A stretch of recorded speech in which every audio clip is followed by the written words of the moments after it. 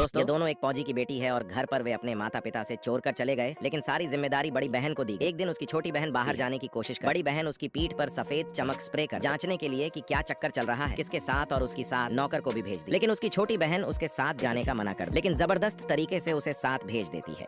लेकिन उसकी बहन को पहले से ही पता था कि नौकर के साथ ही उसकी बहन सक्कार चल रही है। उसको देखने के लिए ये सब किया है उसकी बड़ी बहन ने। और कुछ देर बाद बहन आई और बोली, अभी भी तुम यहीं हो? और उसकी बहन बोली, हाँ, मैं तुम्हारा इंतजार कर रही हूँ। और जब उसने अपनी बहन की पीठ देखी तो सफेद चमक थी, अब नहीं थी। ये देखकर वो हैरान रह गई। जब से पापा ड्यूटी पार गई तब से मैं और मम्मी आपको नोटिस कर रही हैं। अब किसी के साथ कुछ शक्कर चल रही है, इसलिए मैंने ये आपकी पीछे पर सफेद चमक लगाई, लेकिन अभी नहीं है, मतलब कुछ तो करके आया है। अब बोलने लगा और उसने कहा कि मैंने तुमसे नौकर को तुम्हारे साथ भेजा था, कहाँ है? और उसने जवाब दिया, दुकान पे गया है चीजें लाने के लिए। बोलने लगा।